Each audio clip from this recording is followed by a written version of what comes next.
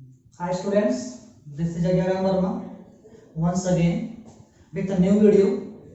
आज मैं एक बार फिर से एक नई वीडियो के साथ हूँ आप लोगों के साथ। और आज का जो वीडियो बहुत ही खास आप लोगों के लिए खास इसलिए है, कुछ ऐसे वर्ड्स के बारे में आज हम लोग पढ़ेंगे जिनका यूज थोड़ा अलग तरीके से होता है। इसको बोलते हैं स्टेटिव वर्ड्स। तो आज इस वीडियो में हम लोग स्टेटिव वर्ड्स के बारे में पढ़ेंगे। ये स्टेटिव वर्ड्स होते क्या हैं, इसका एक नाम और भी है, non continuous words. Stative words, non continuous words. जैसा कि यहाँ से क्लियर हो रहा है कि नॉन कंटिन्यूअस वर्ड्स का मतलब क्या होगा यहाँ पर, कि ऐसे वर्ड्स कुछ होंगे जिसका प्रयोग हम लोग कंटिन्यूअस टेंस में नहीं कर सकते। तो आज हम लोग ऐसे वर्ड के बारे में पढ़ेंगे जिनका प्रयोग हम लोग कंटिन्यूअस टेंस में नहीं करते हैं। क्यों नहीं करते हैं, क्या रीजन, उसके बारे में जानेंगे हम लोग। तो ऐसे कौन कौन से वर्ब्स हैं जिनका प्रयोग हम कंटिन्यूअस टेंस में नहीं करते हैं। तो ऐसे वर्ब जो होते हैं अलग अलग सिचुएशन को, अलग अलग स्टेट को रिप्रेजेंट करते हैं, और ऐसे वर्ब को हम लोग स्टेटिव वर्ब्स के नाम से जानते हैं। तो सबसे पहले हम लोग स्टेटिव वर्ब्स के बारे में जानेंगे, डिफिनेशन के बारे में जानेंगे क्या होता है। तो स्टेटिव वर्ब्स क्या होता है। Stative verbs are the verbs that expresses a state rather than an action। Definition क्या बता रहा है कि स्टेटिव वर्ब्स ऐसे होते हैं जो एक स्टेट को बताते हैं, एक्शन को नहीं बताते हैं। स्टेटिव वर्ब्स क्या बताते हैं, हमें एक स्टेट को बताते हैं, ना कि एक्शन को बताते हैं। तो ऐसे वर्ब्स जो एक पर्टिकुलर स्टेट बताएं उनका प्रयोग हम लोग कंटिन्यूअस टेंस में नहीं करते हैं। कुछ ऐसे वर्ब्स हैं जिसका प्रयोग हम लोग कंटिन्यूअस में करते हैं।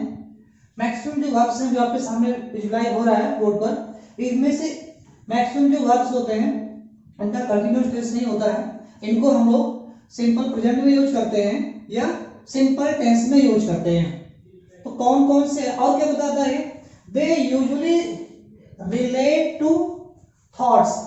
जो स्टेटिव वर्ब्स होते हैं इनका जो रिलेशन होता है किससे होता है, थॉट्स से होता है, विचारों से होता है, इमोशन से होता है, रिलेशनशिप से होता है, सेंसेस से होता है, और स्टेट ऑफ बीइंग से होता है।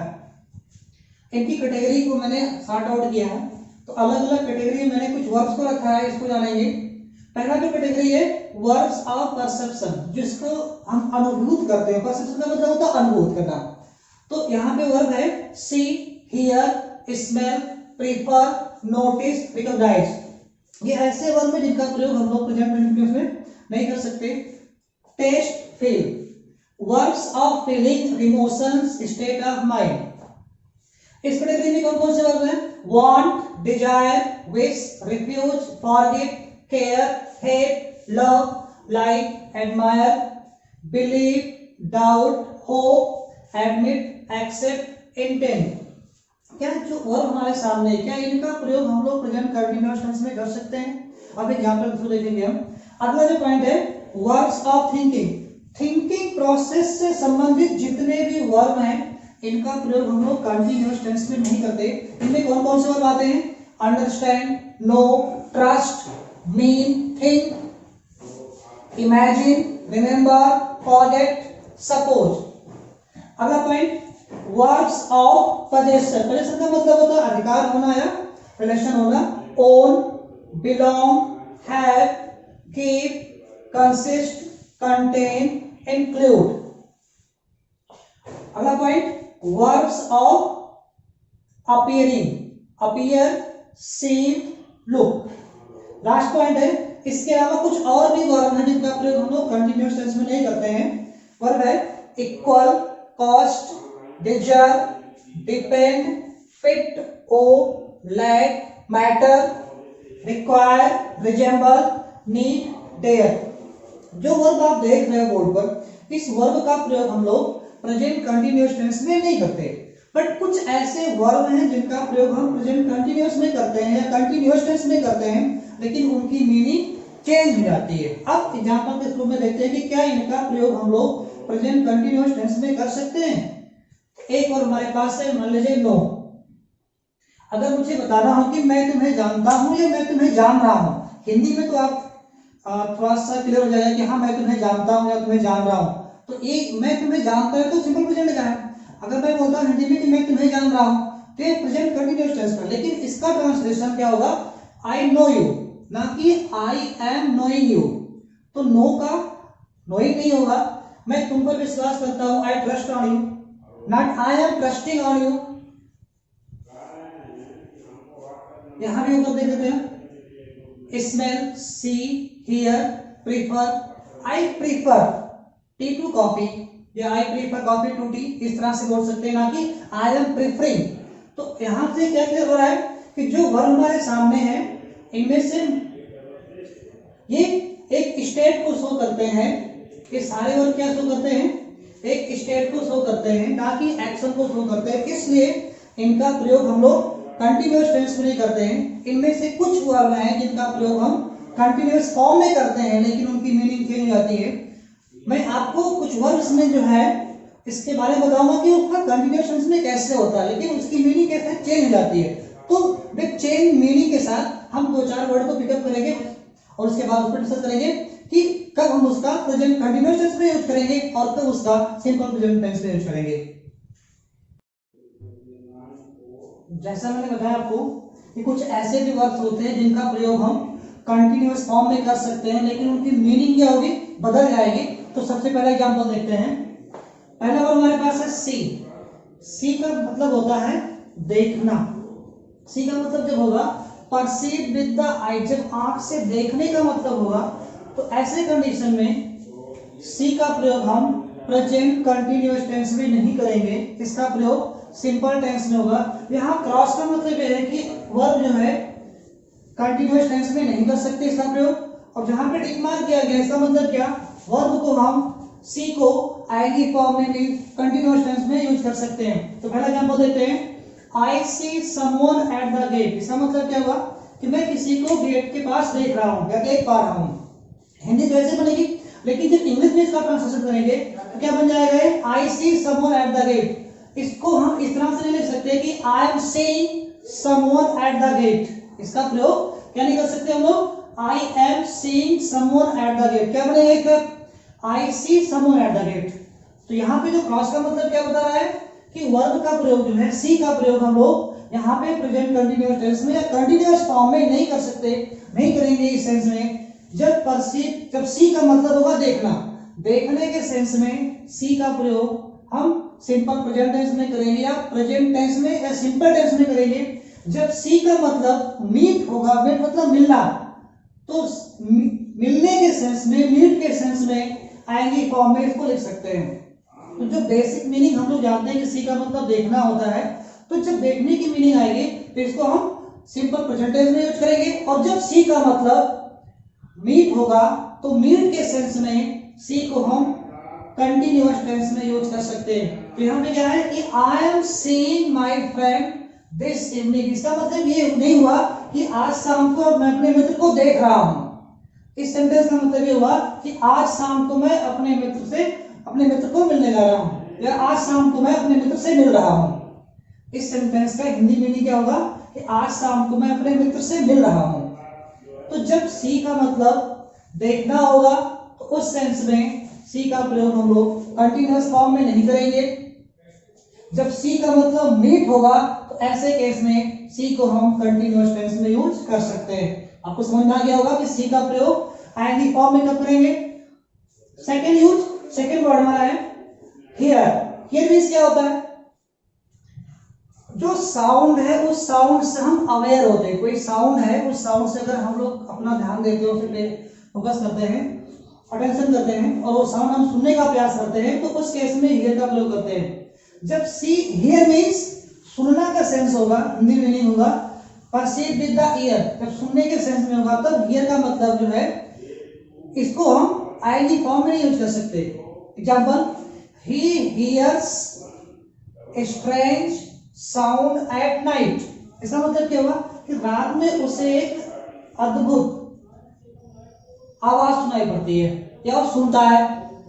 तो यहां पे क्या बताया मैंने आपको कि जब हियर का मतलब सुनना होगा हिंदी में, इंग्लिश में meaning perceive with the year होगा, तो ऐसे कंडीशन में हम हियर को हियरिंग में नहीं कन्वर्ट कर सकते। यहाँ पे he is hearing strange sound at night नहीं कर सकते। इसका प्रयोग कहां करेंगे हम? सिंपल प्रेजेंट में करेंगे या सिंपल टेंस में करेंगे। अब दूसरी मीनिंग क्या है हियर की? जब हियर का मतलब होगा लिसन टू आर्गुमेंट, जब हम किसी की बात को सुनेंगे, किसी के मैटर को सुनेंगे, तो ऐसे केस में हिंदी क्या मीनिंग बनेगी? सुनवाई करना। तो ऐसे केस में हम हियर का आईएनजी फॉर्म कर सकते हैं। जैसे द जज was hearing the case in the court. यहाँ पे क्या बताया गया?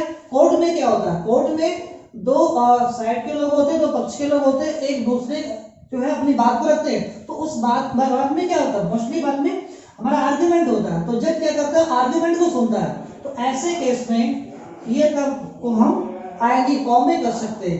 एक बार फिर से देख लिया, जब हियर का मतलब सुनना होगा तो सुनने के सेंस में प्रेजेंट टेंस में सिंपल टेंस में यूज करेंगे। जब हियर का मतलब सुनवाई करने के सेंस में आएगा या लिसन टू आर्गुमेंट के सेंस में आएगा तो इसका प्रयोग हम आईएनजी फॉर्म में कर सकते हैं, मतलब कंटीन्यूअस फॉर्म में कर सकते हैं। तीसरा वर्ब है अपीयर। अपीयर मींस हम लोग जानते हैं अपीयर मींस क्या होता है? प्रतीत होना या मालूम होना।